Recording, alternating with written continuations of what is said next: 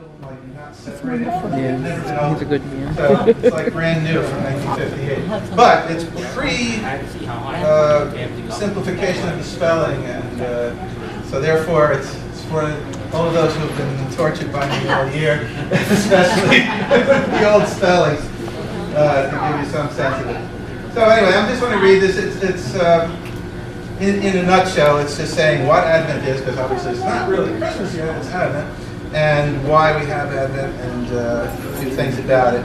And I put the pages out for those of you who are capable of following along, so if you want to look at it, you can. It's kind of small, but that's the way it is in the book, too. Aimsear na hAidbheinte, the season of Advent.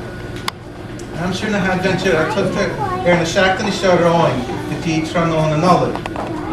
Cílíonn an focal Advent, Adventus, teacht, agus sé teacht vic dé an Scoil ina bhine atá gceist. Bhí an sláinteoir gealtad an cinenne daine an uair úd dearnach pacha an tintir trína déireach chun báis slocht adamh, agus tréinar dúnach ina naid doras na bhlachas. Sular dhíomar dia adamh agus éva as an gardín páis. Thug sé dómh an gealtan is úd a déobh an sláinteoir, agus ba údar dóchas de slocht éva go méirthadís bua fós an Aimsear gan an anspirirdí ile. Ní de bhar a gumis ná an neasca hain átha, ba bheith an bua sin acha, ach ba dhearr gur chur a leagar agus an nán deise spiridáta i discin dómh nar a bheith. Ach tre cót an vic a bhéirithe den bhní a bhí ceata ag dia ó cús mar bháthar den sláinteoir. Níor leigad an gealtaine sin in nearmid a riamh. Libh dia clán Israel mar phobal leith dó hain, agus rinneadh leo conra bith bhuan, agus chuinnig go chóir ina gcuimhne an gealtas.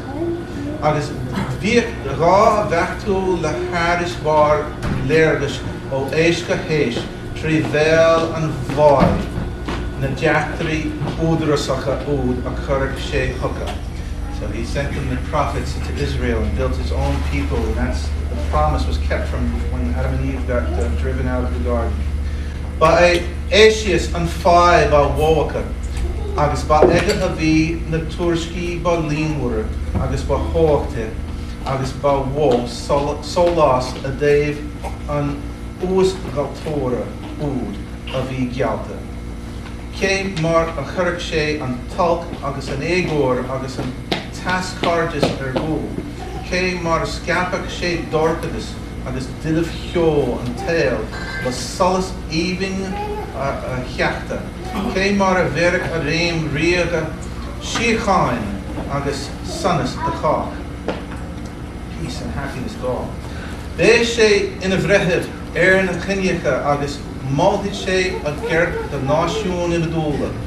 Déanad cailtear dá Cuid ghlaibh agus chorán dá Cuid sláid.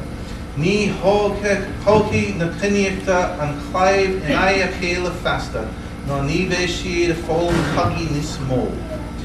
Ag an bhaid céine sin se a léitear an tairngeacht mhór a déobh na maidine a dismíthóirí de an map da Murphy Emmanuel. Sin é an fá a gcuireann an aglas an oiread sin na scríbhing Isaias de léamh i gcaitheamh na hAidbheinte. Leis an léitheoireacht seo, chuir sé a gcuimhne dóin as níos go sfuir na líní úd an teanreachta a bhí fá mhósanne an facin, agus a tnúháin le láimh scéalte an sláinteoir. So it's saying why we read out of Isaiah, because that's where so many of the prophecies were about what was going to happen. Ní hé amháin gur mian leis an aglas sin a bheith ag machnamh de léing na hAidbheinte chéad ceacht vic dé an Scoil. Múnann si doing comá the padracha na hAimsear seo go gagan an sláinteoir an Scoil rís gach éon Nollag. Go dúirling gíonn sé le na nua bhreith I nach críthe da mian glán agus oscailte le fáilteú rive. So the church is saying that the Savior didn't come just once on that time, but he comes every year if our hearts are ready. Tóibín na cuairte sin míon na haglaise ina padracha an ré bheanatha seo. Tá a hiarna agus ná Jane Wheel. Si an impethe sin tús agus deire gach bliad a dá gurtar fan dé I gahabh na hAidbheinte. As níl I ó chríthe na líní ag dréim le fuisibh agus le fúscailt óna bag. Cuairt gráthar I cuairt seo isa. Tréin na silinn sé inar gríthe drócht a grást. Teach I a scéalthas de na daoine geabhlaí a Cuid pacha. A glanas ar gríthe. A scarfas dorchadas ar nintinge. A hairs ó gach ile anachan sin agus a bhearthas doing so loss. It's going to do all kinds of good things for us. Shiri in our gríthe grasta na Nollag. Le go waimid bás banatha agus go bhéidimid fáiltú go hatchasa agus riv a rís riv an éonhacht lá an bhreithúnas. Ma bhí an chuine ardrátha lasta a gléin le luachar rompa. Chucky an áthar bhíon hóin íche Nollag agus curtaí sí leanamh a chléad ina lí in our gríthe. Agus fánaí tarbha a clean cuairte a gléin feadh na bliana. Chóirigh muire áit do Isagáin in san Aimsear an chéad íche Nollag agus clúirí le na grád.